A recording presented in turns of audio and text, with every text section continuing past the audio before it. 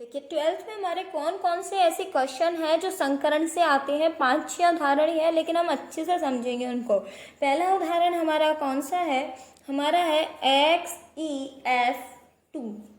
जैसा कि इसकी पहली वाली वीडियो आपने देखी होगी, उस पहली वाली वीडियो में मैंने आपको बताया था SP हो तो SP2 लिखते हैं। देखिए मैं थोड़ा सा यहाँ से दिखा देती हूँ आपको कि इस प्रकार से हम पढ़े थे कि SP से SP2, SP2 हो तो 3, SP3 हो तो 4, SP3D हो तो 5, 3D2 हो तो 6 और ये हो तो 7। ये 11th क्लास में आप सभी पढ़ चुके हैं। कैसे गिनी हमने, 1 और 1 2, 2 और 1 3, 3 और 1 4, मतलब S और P जितनी जितनी लगी हुई उसकी संख्या गिनते जाइए। देखो 3 3 6 और 1 7। अब इसके अंदर हमें करना क्या है बच्चों, एक बार फिर से मैं छोटा सा रिपीटेशन कर दूं, पूरा रिपीट नहीं करेंगे। जिनोन कौन से ग्रुप में आता है, 18वें में। 18वें मतलब बाह्यतम कोश में कितने इलेक्ट्रॉन होते हैं, 8 इलेक्ट्रॉन होते हैं। ठीक है, इसके बाद हम देख रहे हैं इसमें फ्लोरीन कितने जुड़ रहे हैं, 2, अर्थात सिग्मा बंधों से जुड़ने वाले अणु परमाणु। तो यहाँ पे फ्लोरीन कितने हैं, 2। इसका मतलब जोड़ कितने का होगा, 2 का जोड़ होगा। और भाग किसका लगेगा, हमेशा 2 का भाग लगेगा। देखो मैं इसको सॉल्व करके आपको बताती हूँ कि किस तरह से होगा। यहाँ से हमने लिखा 8 + 2 लिख दिया, भाग लगा दिया कितने का, 2 का। तो 8 और 2 10, 10/2 करा, कितना आया 5। 5 का मतलब क्या है, SP3D। ये आ गया हमारे पास 5। 5 का मतलब कौन सा है बच्चों, 5 का मतलब है SP3D। अगला मैं यहाँ से लेती हूँ XeF4। मैं केवल यहाँ पर वो ले रही हूँ जो 12th के एग्जाम में आपके आ सकते हैं। वो सारे हैं जिनोन के कंपाउंड। किसके कंपाउंड है, जिनोन के। नेक्स्ट है अपना XeF4। अभी थोड़ी देर बाद हम इसके स्ट्रक्चर की भी बात करेंगे, स्ट्रक्चर कैसे बनेगी। जिनोन का कितना है, वही 8, कितना जोड़ा 4, भाग किसका लगा है, 2 का। तो 12/2 बराबर कितना आया, 6।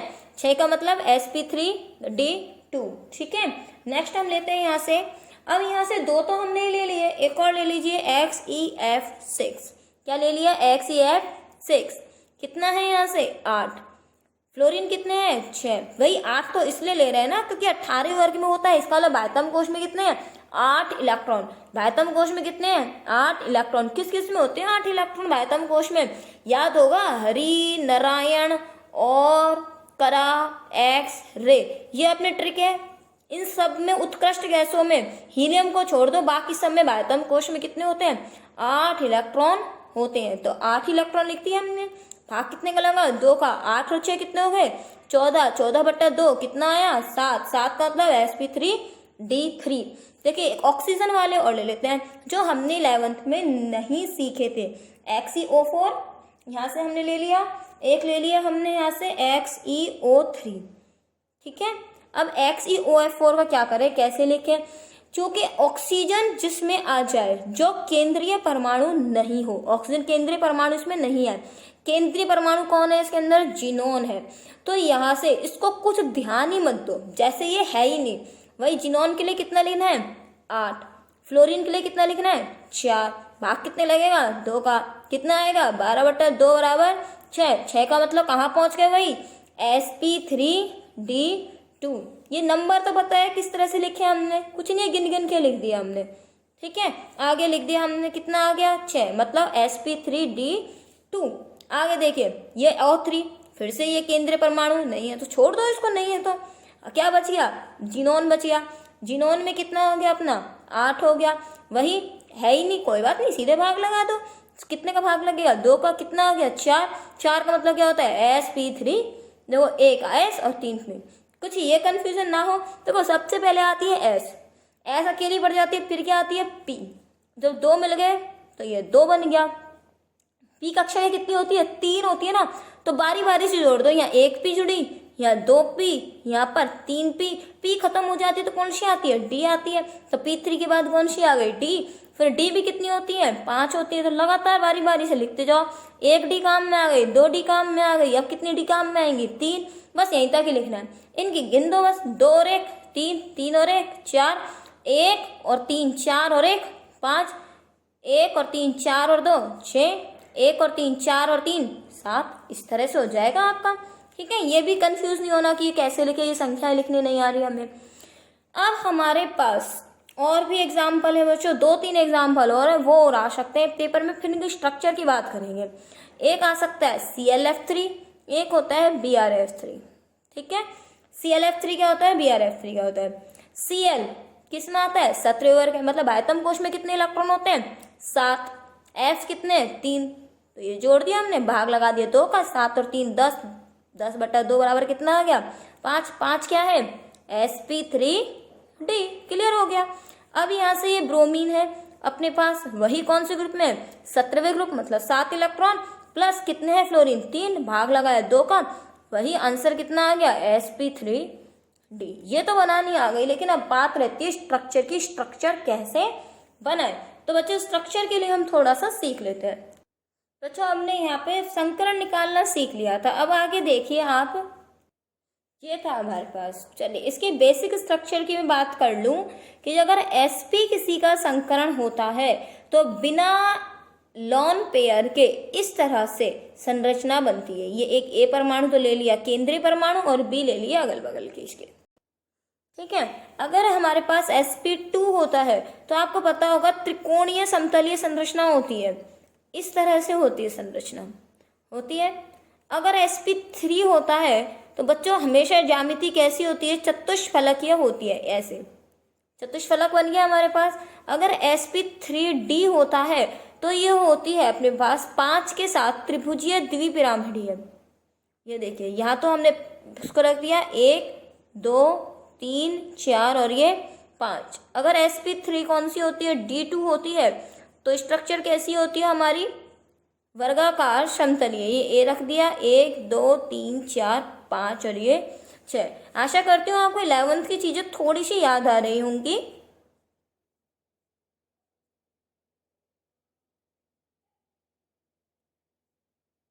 इस तरह से बनाते थे हम, है ना। इसमें एक चीज और, अगर यहाँ इस स्ट्रक्चर में अगर कोई लॉन पेयर आता है तो वो कहाँ रखा जाता है, ऊपर और नीचे। LP कहाँ आते हैं, ऊपर और नीचे। sp3d में हमेशा लॉन पेयर कहाँ आते हैं, यहाँ आते हैं लॉन पेयर। तो ये बेसिक है कि अपना अगर इस तरह से होता है तो इस प्रकार की संरचनाएं बनती हैं। अब हम आते हैं अपने टॉपिक पर जो हम पढ़ रहे थे। जैसे हमारा था XeF4, संरचना कैसी है बच्चों इसमें, sp3d2। sp3d2 इसमें से ढूंढ लीजिए कौन सा है, ये वाला है।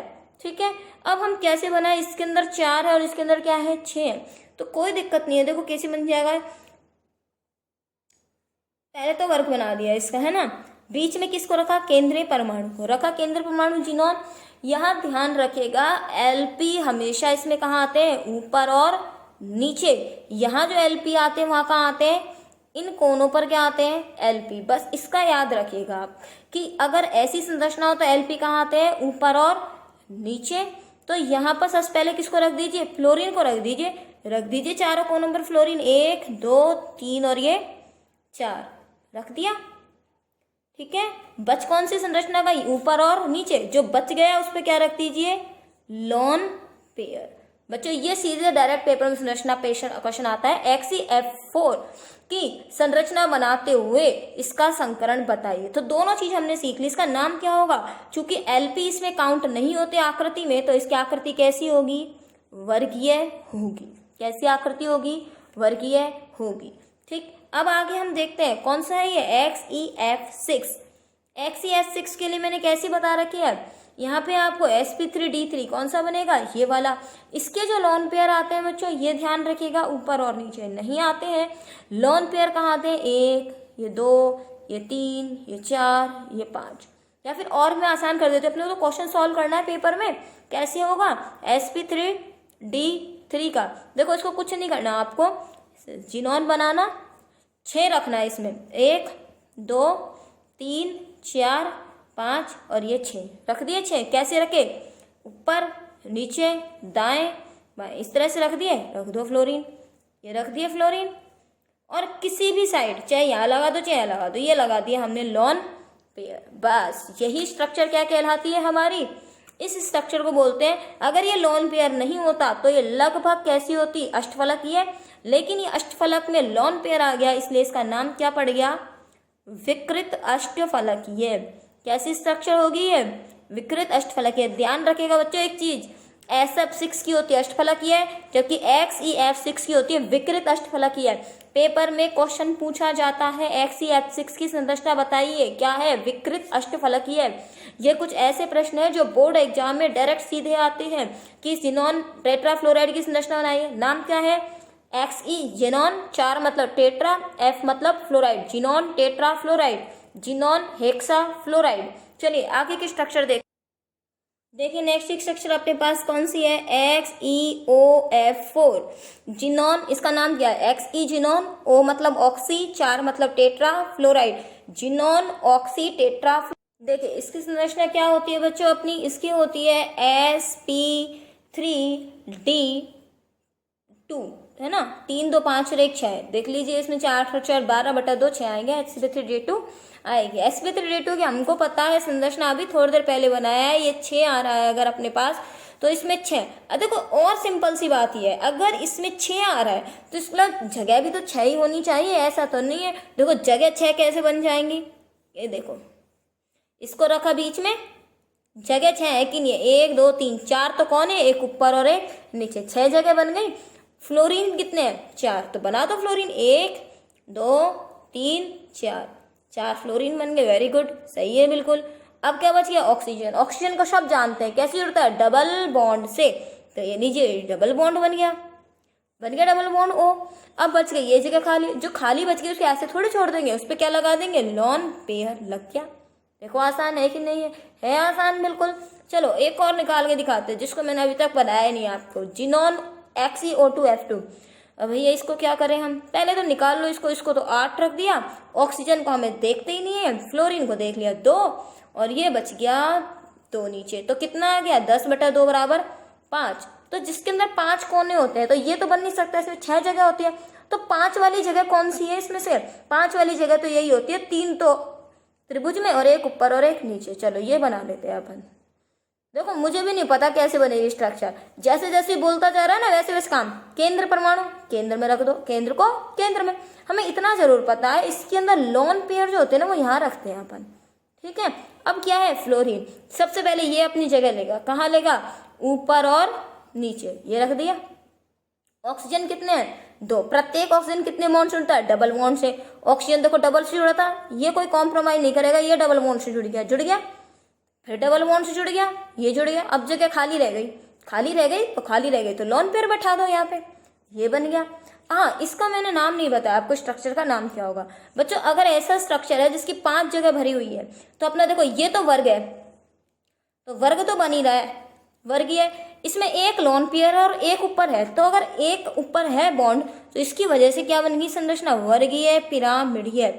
अगर दोनों होते, अगर स्ट्रक्चर में इस तरह से होता अपना, ये बीच में ये ऊपर भी जुड़ा होता नीचे भी जुड़ा होता, तो ये 2 पिरामिड बनते, एक ऊपर और एक नीचे, तो वर्गीय द्विपिरामिडीय बनती। एक ही है तो वर्गीय पिरामिडीय। आगे देखें इसके अंदर, इसकी दाम क्या होगा बच्चों? इसके अंदर 5 है, होनी पंचभुजीय द्विपिरामिडीय चाहिए थी, लेकिन इसके अंदर कितनी बनी? 4। ये स्ट्रक्चर लगभग ऐसा 4 की जैसी है, तो बच्चों इसको हम बोलते हैं बेंट आकृति, या तो क्या बोलते हैं? बेंट, मुड़ी हुई आकृति, या इसको हम बोलते हैं सीसो, या इसका तीसरा नाम होता है वो होता है विकृत चतुष्फलकीय। हालांकि आपको मैं एक चीज बता दूं, ये वाला जो एग्जाम्पल है वो आपका RBSC बोर्ड में नहीं है, ये मैंने सॉल्व करने के लिए बताया आपको। एक एग्जाम्पल अपना और रह गया बच्चों, XeO3। देखो कितनी आसानी से आप खुद कर लेंगे। इसका आया था अपना sp3, करके देख लीजिएगा, 8 का भाग लगेगा 2 में तो 4 आएगा। sp3 मतलब क्या होता है? चतुष्फलकीय। चतुष्फलकीय कैसा बनता है? इस तरह से बनता है चतुष्फलक। ये बीच में ये जिनोन रख दिया यहाँ पे, ठीक है, और यहाँ ऊपर नीचे बोर्ड लगे, तो मैं ये चतुष्फलक नहीं बना के मैं ऐसा कर रही हूँ यहाँ पे इस तरह से, 1 2 3 और ये 4। ऑक्सीजन कितने हैं? 3। हर ऑक्सीजन कितने बॉन्ड जुड़ेगा? डबल बॉन्ड से। ये जुड़ गया डबल बॉन्ड से, और ये ऊपर जगह खाली रहेगी, तो जो खाली रह जाए वहाँ क्या लगा दें?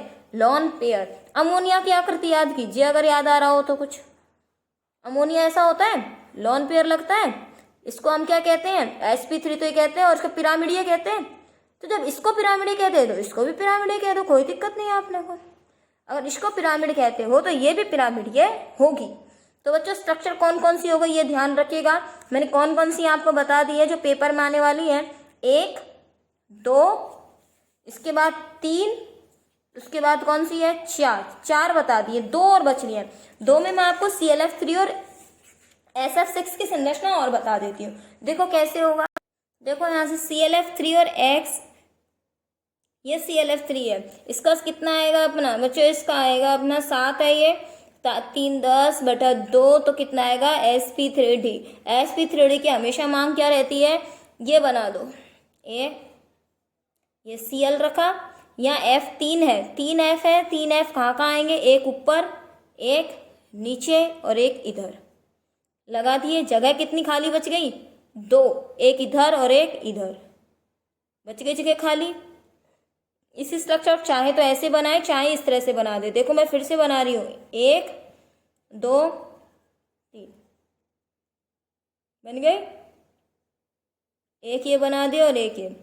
आप इस स्ट्रक्चर को बनाएंगे ज़्यादा आसान रहेगा। इसको सीधा बोलते हैं टी शेप। बच्चों पेपर में आया हुआ बहुत बार क्वेश्चन है, ClF3 की आकृति बनाई, तो ये सीधा आ गया अपना ClF3। अगर BrF3 का आ जाए तो बस आप क्या कर देना, इस Cl को हटा के इसकी जगह क्या लिख देना, Br लिख देना। ठीक है, इस तरह से आप कर सकते हैं। मतलब BrF3 की संरचना अगर मैं बनाऊं तो ये देखिए, ये F लग गया ऊपर, F लग गया नीचे, ये F लग गया अपना, और एक लोन पेयर लगा दिया ऊपर और एक लोन पेयर लगा दिया नीचे। ठीक है, ये यहाँ से मैंने आपको स्ट्रक्चर समझाई। बच्चों कितनी स्ट्रक्चर हो चुकी है अपनी, बच्चों एक स्ट्रक्चर और रह गई है अपनी XeF2 की, है ना। XeF2 की स्ट्रक्चर कैसे बनेगी, अच्छा देखिए एक बार देख ही लीजिए किस तरह से बनेगा। ये अपना 8, ये 2 10/2 बराबर 5, 5 का मतलब sp3d। अब मैंने जल्दी सॉल्व कर दिया। sp3d का मतलब काफ़ी बार बता चुकी हूँ, ये XE है, ऊपर नीचे क्या रख देंगे F, और लोन पेयर कहाँ रख देंगे, यहाँ मैंने बता दिया है। इस वाली स्ट्रक्चर में लोन पेयर की जगह यही रहती है, लोन पेयर आकृति में कोई भाग नहीं लेता।